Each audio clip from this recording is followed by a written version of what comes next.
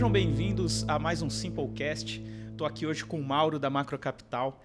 É um prazer recebê-lo. E a ideia desse Simplecast é a gente desmistificar um pouco aquele negócio do gestor, né, da gestora. Quem que está por trás? Conhecer as pessoas que estão por trás. A gente vai falar um pouco aqui de filosofia de investimento e conhecer um pouco mais das pessoas que estão por trás da Macro e a trajetória do Mauro. Mauro, seja bem-vindo aqui. Você tem uma trajetória muito longa no mercado, aí passou por grandes instituições, inclusive o Garantia, né? Como é que foi começar no Garantia? Conta um pouco esse seu início no mercado. Como é que começou? Tá bom, primeiro, obrigado pelo convite, Thiago, todo mundo da Simple. Prazer estar aqui.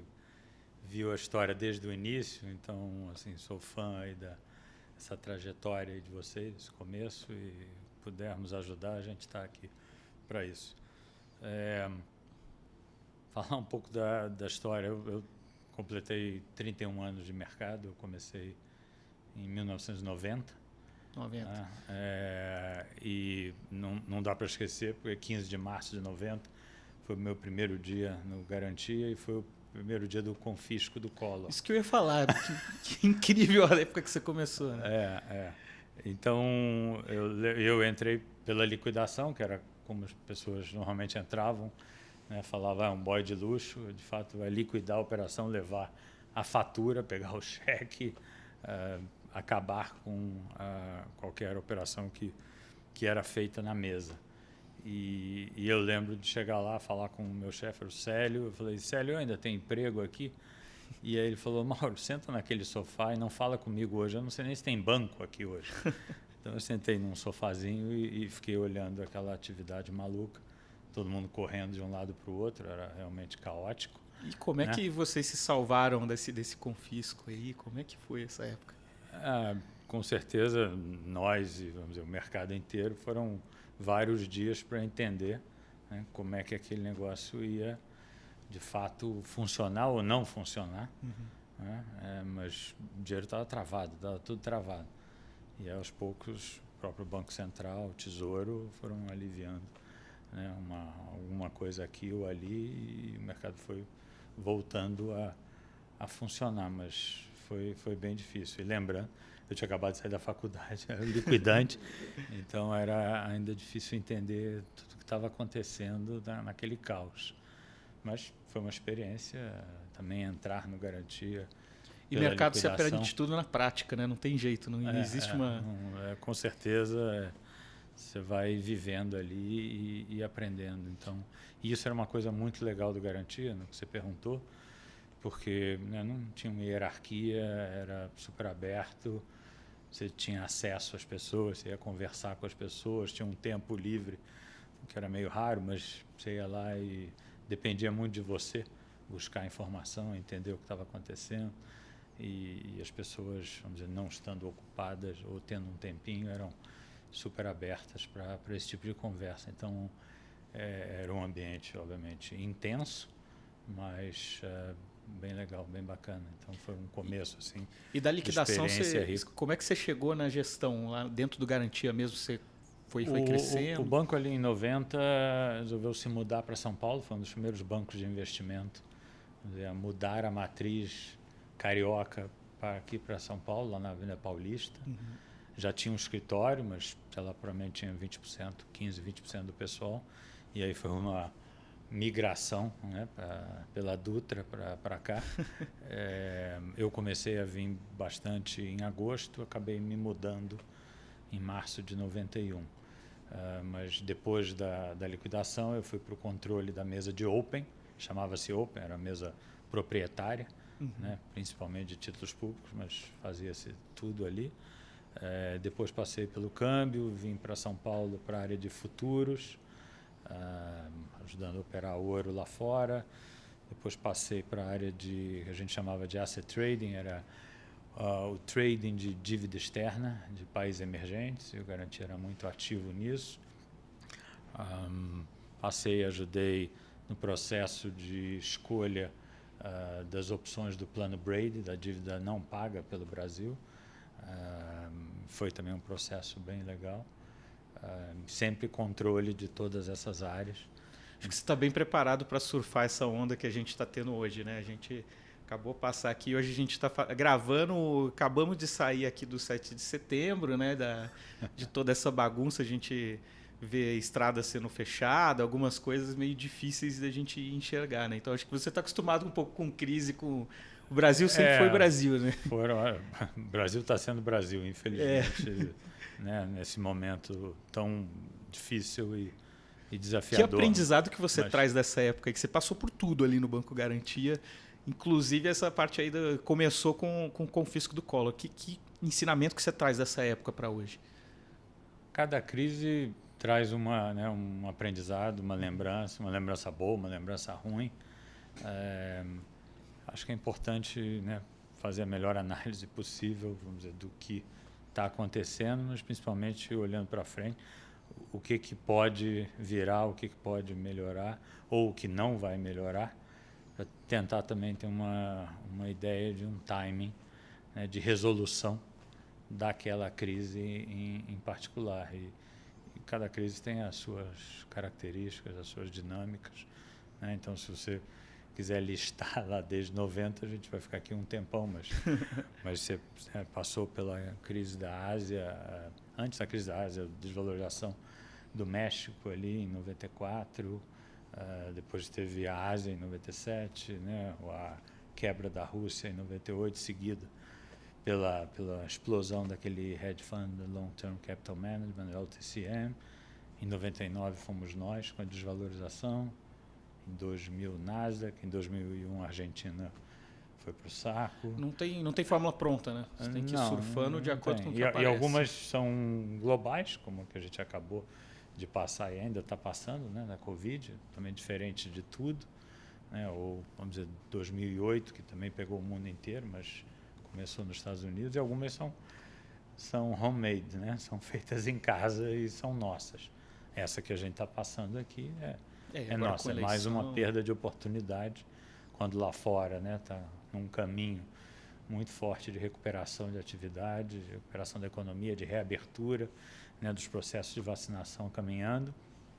A gente está de novo perdendo uma oportunidade aqui de atrair recursos e investimentos com todos os problemas que a gente está enfrentando.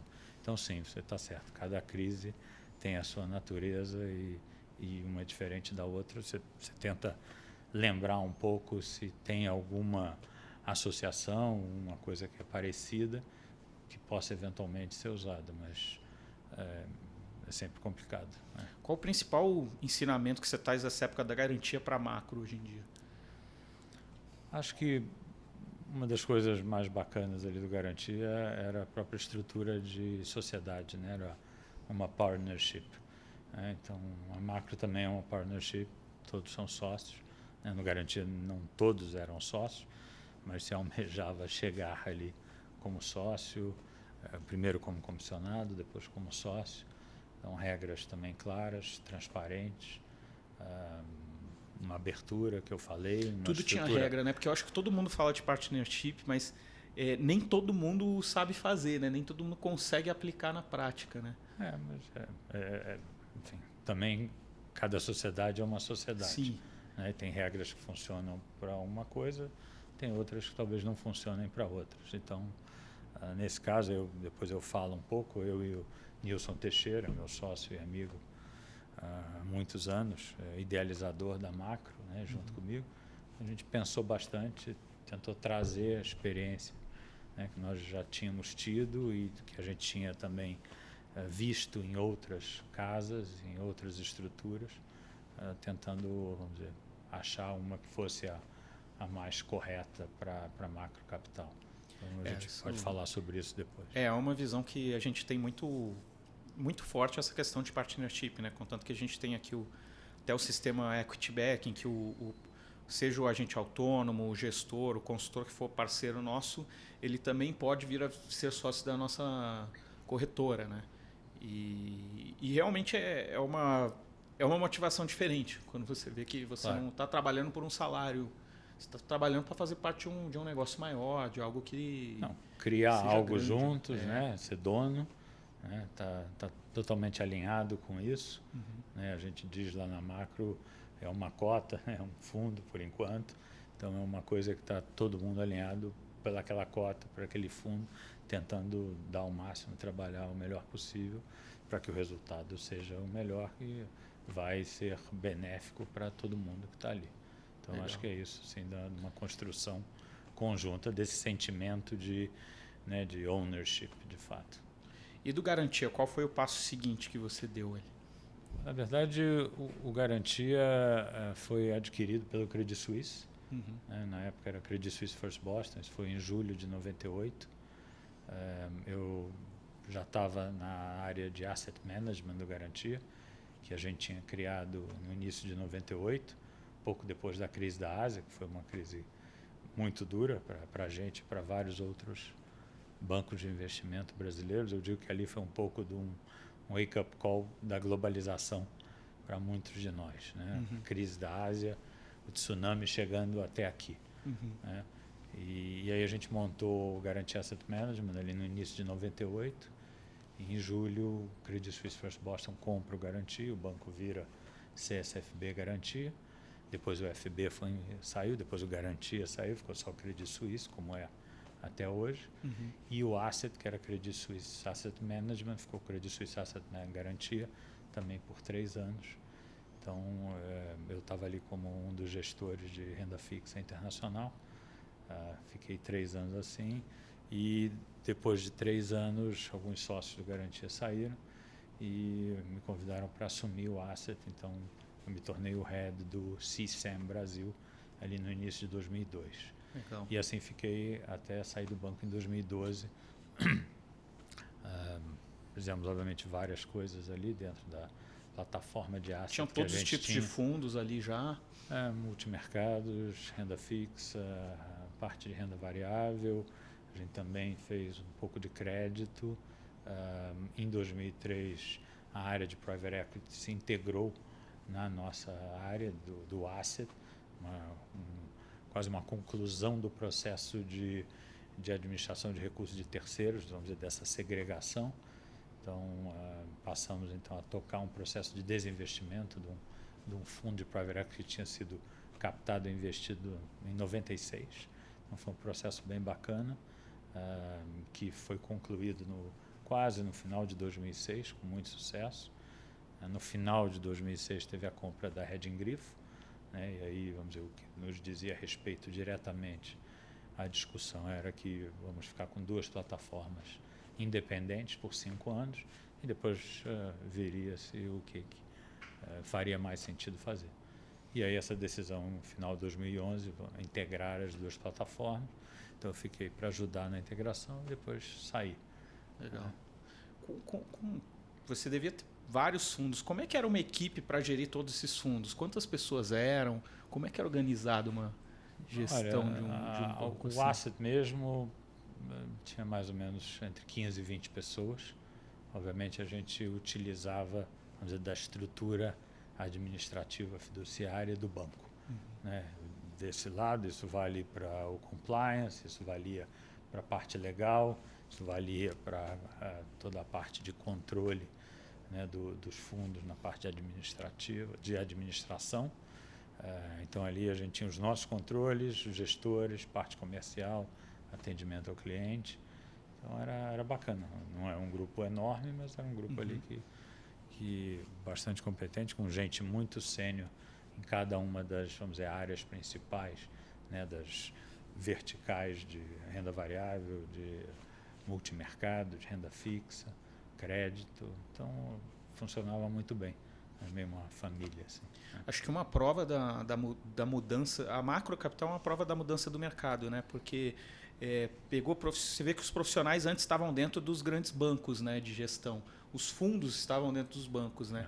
E teve esse aumento do mercado de pessoa física, das plataformas de distribuição também, né? A facilidade de distribuir esses investimentos permitiu a criação de várias gestoras, né?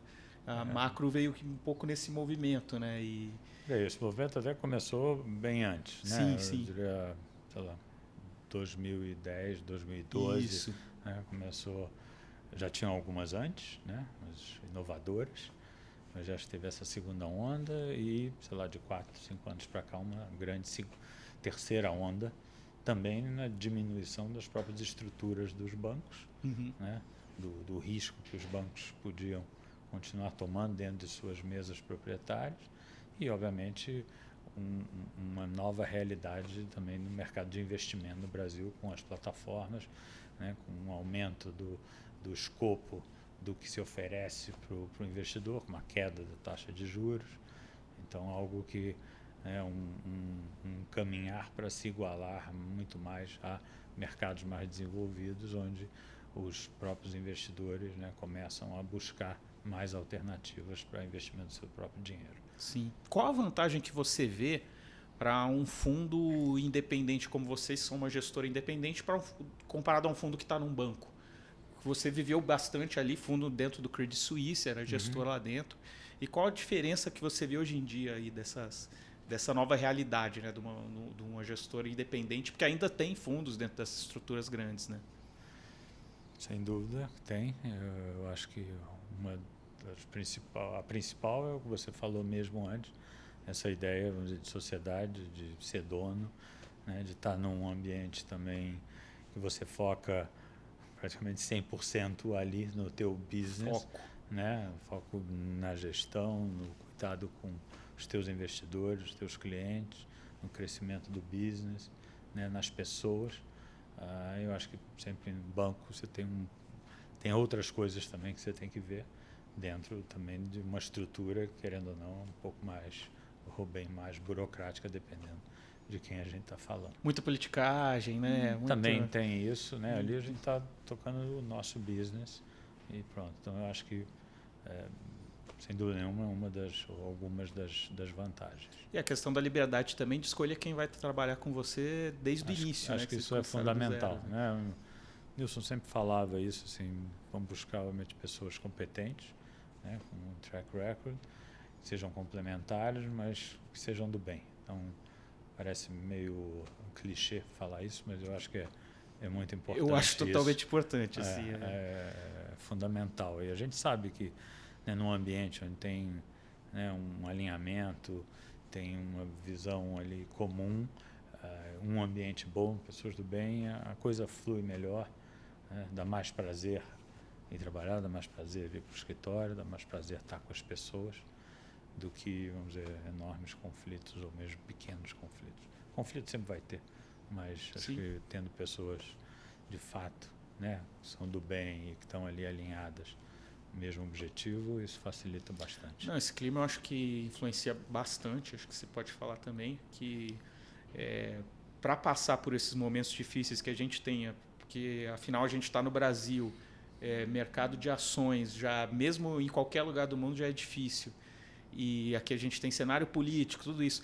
O dia a dia é muito pesado, né? Se você tiver com alguém ainda ali que você não confia... Torna isso mais pesado torna ainda. Muito pesado. É mais complicado. E tem o skin in the game, né? O dinheiro de vocês também está no fundo, claro, né? Então, eu acho que está todo mundo alinhado com o investidor ali, do cotista do fundo, todo mundo alinhado ao mesmo tempo, né? Você vai ver o retorno daquilo que você está fazendo, não só de uma maneira mais rápida, direta, né, mas você tem mais controle sobre essas coisas também. Né? As decisões que nós estamos tomando ali vão impactar, vamos dizer, o que vai ser o sucesso do próprio business. Legal. Muito mais do que dentro, vamos dizer, de um banco onde normalmente é uma célula ali, algo pode ser pequeno, maior, mas menor, mas é algo que demora mais para você ver também o resultado. Sim.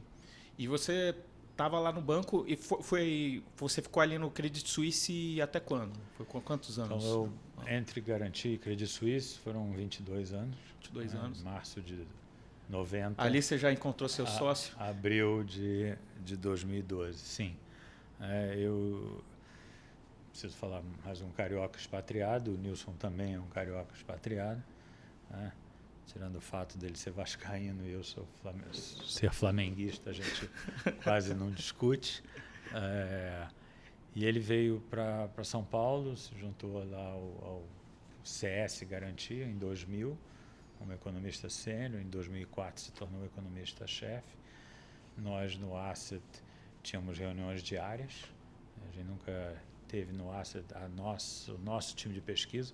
Nosso time de pesquisa era o time do CS, então, no caso, né, por muitos anos a gente trabalhou juntos, 12 anos, era o Nilson e toda a equipe dele. Então a gente foi desenvolvendo uma relação profissional e também pessoal muito forte, as duas. E aí quando eu saí do banco, né, depois, vamos dizer, acabar o processo de integração da nossa plataforma de asset dentro da CSHG, o Nilson fez uma primeira provocação, ele falou, Mauro, vamos abrir uma asset. Eu falei, Nilson, agora não. Não era o momento. Não é meu momento, meu tempo, eu vou para casa, vou pensar um pouco. E ele falou, beleza, a gente continuou muito próximos, sempre se falando, viajando, as famílias. E montei uma consultoria junto com uma empresa americana e um amigo também de longa data de CS, Garantia. Isso durou uns 2 anos e meio. Depois eu me Consultoria juntei. CVM para... Consultoria era uma aposta de trazer gestoras globais aqui para o Brasil, ou seja, levar dinheiro daqui para fora, dando ideias boas dentro de um mundo de investimentos alternativos. O timing talvez não tenha sido o mais adequado, e enfim, não deu muito certo. Eu me juntei a um multifamily office, onde eu fiquei 3 anos, e aí saí em setembro de 18.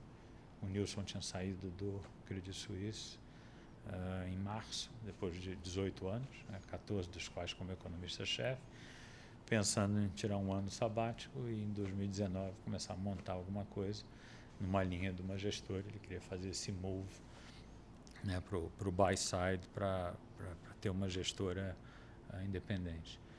E aí quando eu saí desse multifamily office, a gente sentou de novo e aí falou, bom, agora vamos fazer isso. Conversamos ali um tempinho, em novembro de 18 a gente bateu o martelo, falou, vamos em frente com isso. E aí em janeiro de 19 a gente começou a montar a Macro Capital, pegando todas as experiências complementares dele, minhas, botando no business plan e obviamente começando a implementar isso da maneira que a gente sempre achou que era mais correta. Legal. Então dá para ver que a Macro ela tem realmente um pedigree muito, muito forte, a gente pode dizer assim. Você vem de uma formação ali de garantia, de Credit Suisse, porque muitas vezes aparece a gestora, tipo, as pessoas fica esperando só olhar o rendimento, só escolhe fundo por rendimento, e não sabe quem está por trás, não sabe qual o raciocínio que vem, qual o histórico. Quer dizer, tem uma bagagem de conhecimento aí de praticamente todo o mercado financeiro brasileiro desde que ele começou, porque ali, desde que o real começou, pelo menos vocês pegaram toda essa parte que acho que já traz uma experiência muito grande. Eu, por exemplo, não peguei, eu entrei em 2006 no mercado, peguei pouquíssimas crises comparado a vocês. E a ideia da Macro foi abrir um fundo, foi trabalhar só ações. Como é que é um multimercado macro, faz bastante ações desde o início. Né, a gente sempre quis ter, vamos dizer, pessoas sêniores também olhando ações, achávamos e continuamos achando mais ainda, né, que tem uma importância muito grande, vamos dizer, renda variável dentro da composição do portfólio. E a gente, sim, buscou pessoas sêniores, né, em cada um desses mercados que a gente se propõe e atua, com experiência, com capacidade de discutir o todo, discutir os cenários, até porque todo o nosso processo de investimento começa pela formulação do cenário, né? Quais são os temas principais do Brasil, né? Temas principais, né, do mundo, como eles se interlaçam, como eles se ligam. Então, aí, este cenário definido, vamos dizer, a cabeça macro acertada, a gente começa a discutir de uma maneira agnóstica quais são aqueles mercados que a gente acredita que vão traduzir melhor esse cenário que a gente definiu, né? E aí, com isso feito, a gente começa, beleza, quais são os ativos que a gente acredita, né, que deveriam compor o nosso portfólio em cada um desses mercados que a gente está definindo como os que vão traduzir melhor o cenário. E aí, pessoas sêniores em cada um desses mercados, mas com toda uma experiência, uma capacidade de participar, vamos dizer, todo esse processo de investimento nessas 3 fases. Discutir o macro, definir os mercados e aí vir, obviamente, para sua maior especialização, né, quais são, né, os ativos dentro de renda fixa, quais são as moedas que a gente quer estar dentro desse cenário definido, quais são as ações, os setores, com essa cabeça macro que vão compor o portfólio, obviamente, da maneira mais ótima possível. Legal. Então, a gente tem, né, pessoas, eu diria, vários nossos sócios também com mais de 20 anos de mercado, de experiência. Quantas pessoas são hoje na Macro? Hoje temos 19, né, então, 4 estagiários e 15 associados. Legal. É isso. É bacana, um time forte, bom e experiente e complementar. A gente fala muito dessas palavras, mas acho que elas são bem importantes dentro do conceito todo definido para macro. E como é que esse processo vocês fazem de quanto em quanto tempo de definir o cenário e passar para todo mundo qual o cenário e decidir os melhores ativos? Na verdade, a gente está discutindo todo dia. Todo né? dia, né? Não quer dizer que a gente mude posições todo dia, mas muito mais temos essa cabeça. Aconteceu alguma coisa que deveria mudar algo aqui nessa cabeça, tanto aqui no Brasil quanto lá fora, tem alguma coisa na posição que não faz sentido. Então, toda essa, né, análise macro, ela está sempre sendo feita, mas a gente está muito mais, né, olhando pelo menos o médio e longo prazo, sem abrir mão de fazer também posições mais táticas de curto e médio prazo para compor o portfólio. Né? Mas eu diria que, né, nesses 2 anos de macro, a gente teve talvez 3, 4 grandes visões assim, olhando para frente, que perduraram por vários meses com ajustes de posição, de ativo, mas a visão macro não necessariamente mudou muito nesses períodos. Tá? Não quer dizer que não possa ter momentos onde até você vai ficar muito mais tático do que visão longo prazo, com nível de vol, com incerteza, etc. Mas você sempre tem uma visão, né, lá fora, aqui, e como é que, vamos dizer, a gente junta as duas coisas, né, para também otimizar a montagem do portfólio. Legal. Eu gosto de sempre olhar pelo lado do investidor, olhando numa questão de planejamento financeiro. Qual tipo de cliente que vocês buscam? Para quem que vale a pena investir na Macrocapital? Qual que é a liquidez do fundo? O fundo é um multimercado, né, macro, 30 dias.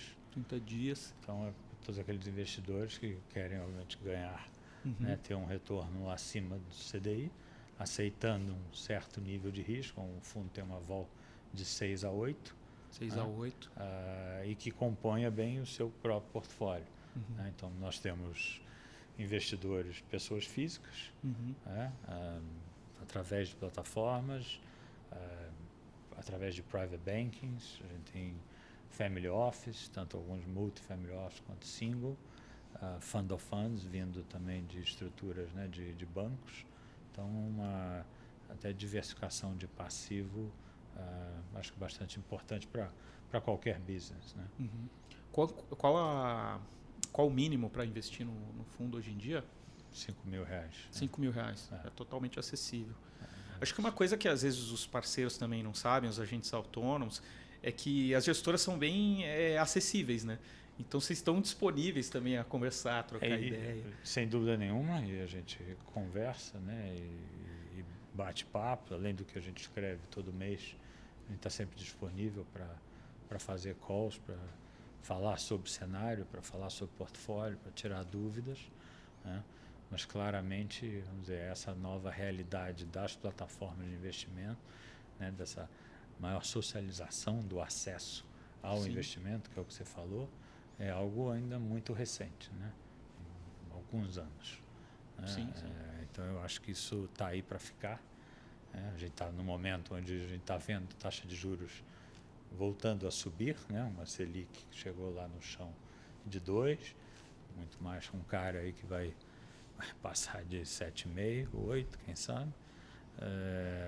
mas eu acho que isso não inviabiliza ou faz nenhum grande movimento no sentido, vamos dizer, dessa amplitude de possibilidades de investimento para o público de maneira geral. Acho que vai continuar e cada vez mais. Então, acho que toda uma discussão, né, cada vez mais relevante de asset allocation, né, de não botar todos os ovos na mesma cesta, de fazer uma diversificação aqui, lá fora, entre as diferentes classes de ativos. Acho que isso era importante, continua importante, vai continuar sendo importante. E acho que cada vez mais, né, a plataforma, vocês, aumentando a gama dessa oferta para o teu cliente. É o que eu vejo que a Macro ela tem um negócio muito legal, então, que são pessoas com um ambiente bom, com partnership, né? Pessoas que se confiam, partnership, com esse conceito de diversificação bem legal já dentro de um fundo só. Então, já facilita uma alocação que você coloca lá, você sabe que está diversificado de acordo com o cenário também, né? Então, sim, os produtos que fazem sentido de acordo com o que a gente vê hoje em dia de cenário político, econômico e mundial, né? Sendo tanto, vocês investem fora do Brasil? Existe investimento offshore também no fundo? Investimos, fazer uma parte, dependendo do momento, é relevante do portfólio, está lá fora ou está aqui. Legal.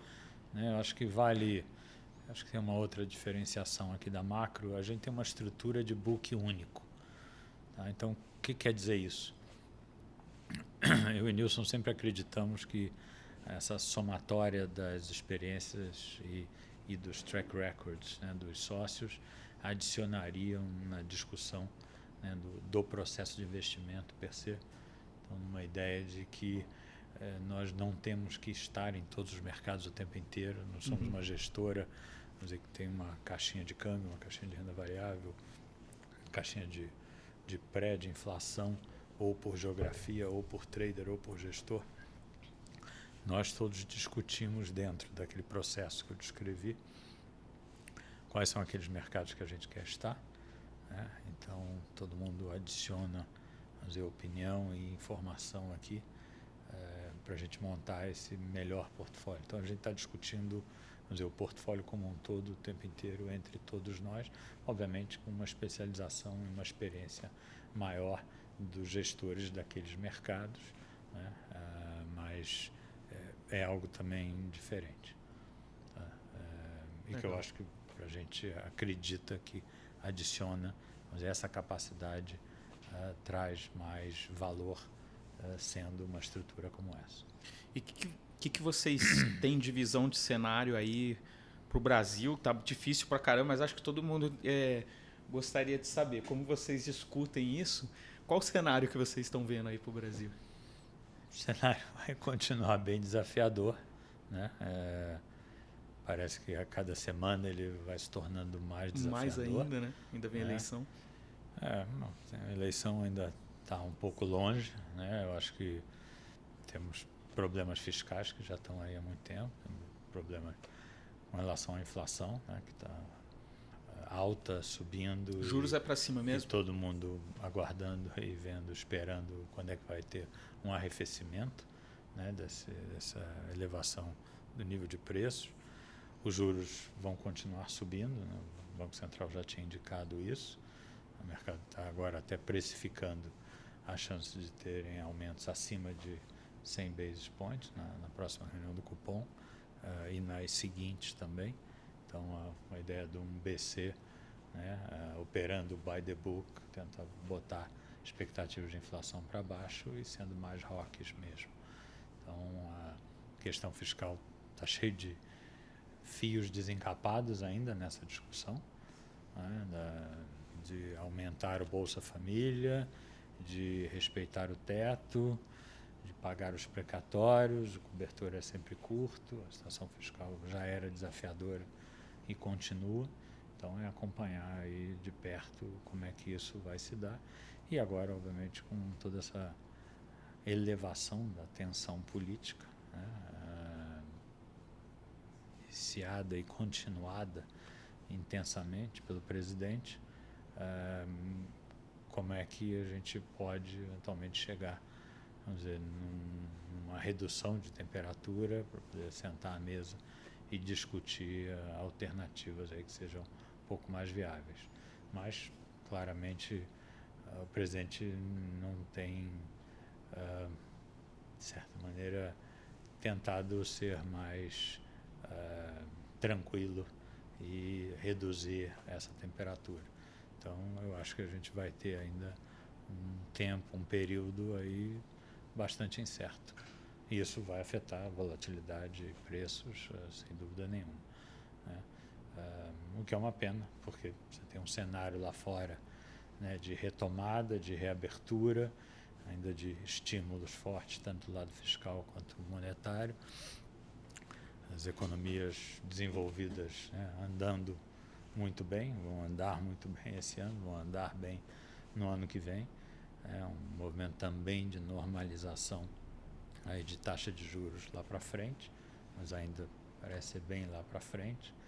E, infelizmente, o Brasil perdendo uma chance até de atrair recursos, dada toda essa instabilidade, incerteza, né, e as dúvidas que pairam no atual cenário. Mais uma janela que o Brasil perde aí de oportunidade, você acha?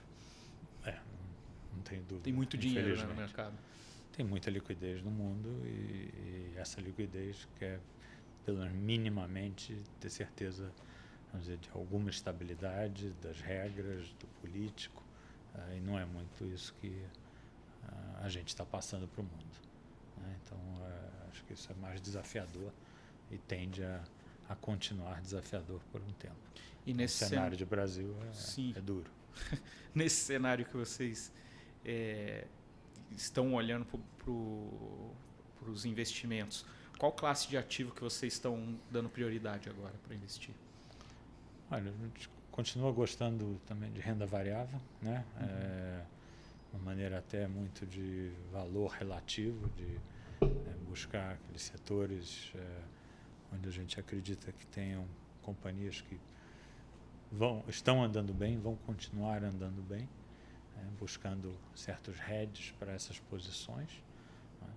A gente acha que também tem aí valor dentro da renda fixa, prêmios que em certos momentos parecem já exagerados, mas o fato é que nas últimas semanas eles estão ficando sempre um pouco mais altos.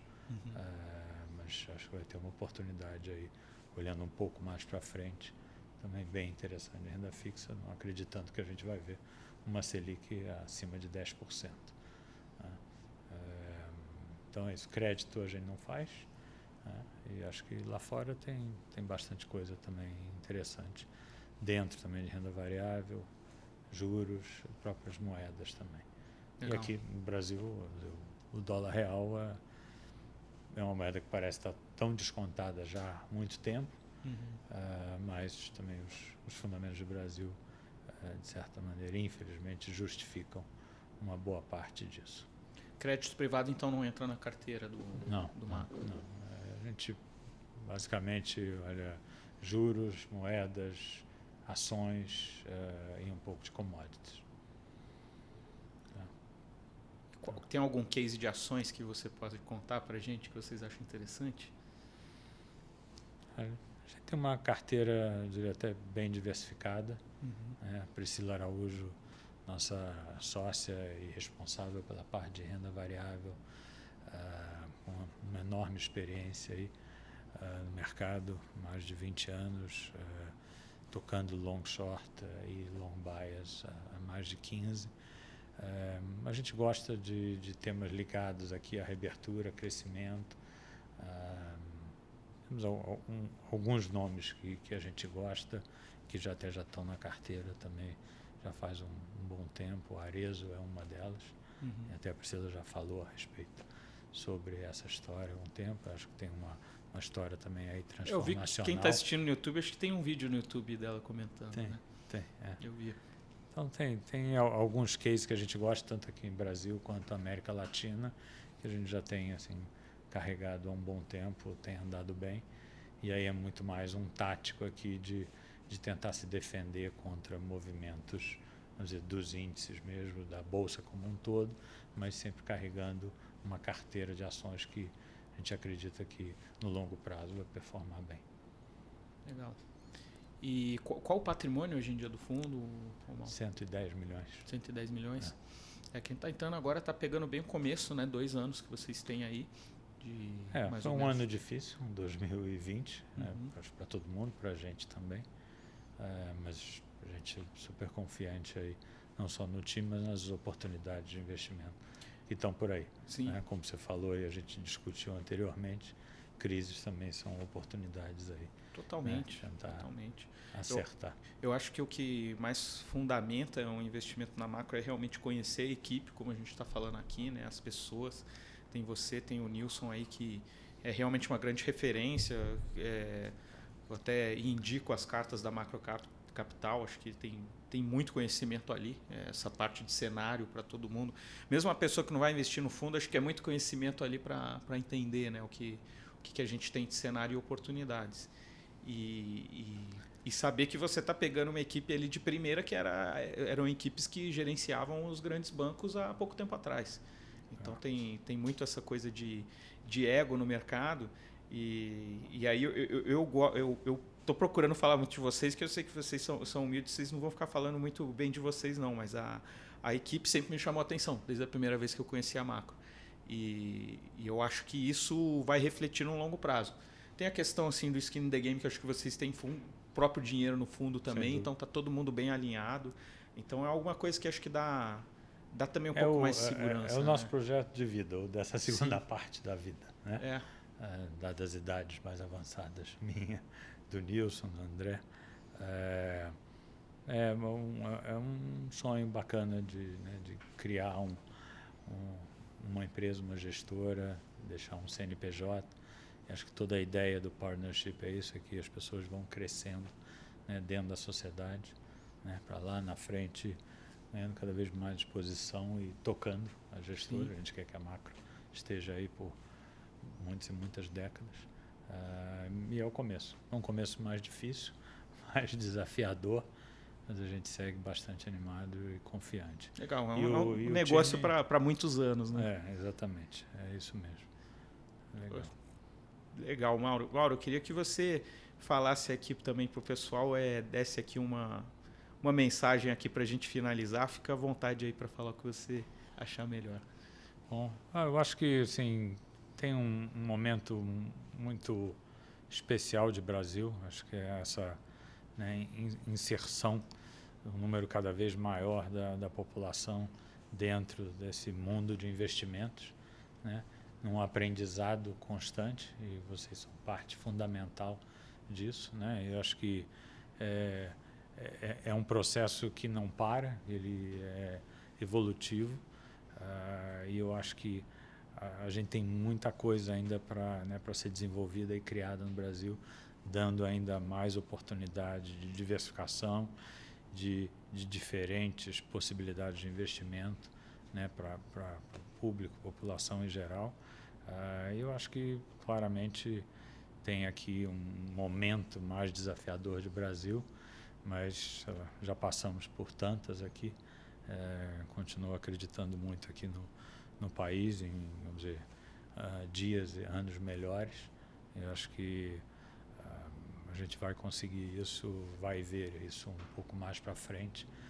E sempre nesses momentos eu falo, nossa, como é que isso vai melhorar, o quanto tempo vai demorar para melhorar, mas acaba passando, acaba se resolvendo, né? Acho que o bom senso normalmente prevalece, então acho que é para continuar aí, vamos dizer, animados, olhando para frente, tem muita coisa boa para ser desenvolvida aqui, né? Então, acho que experiência para passar por momentos difíceis não falta na Macro. É verdade. Eu acho que, né, eu também falar da Macro, acho que a qualidade do capital humano, como você falou, Thiago, acho que é muito alta. É muito rico todo esse processo de discussão macroeconômico dos cenários. A gente também está começando a desenvolver modelagem quantitativa, para começar como quase como fosse um instrumento a mais dentro do processo decisório. Estamos animados com essa iniciativa, com uma aposta nova da Macro, algo que o Nilson e a equipe dele, no Credit Suisse, utilizava bastante, toda a parte de modelagem quantitativa para fortalecer a formulação do cenário.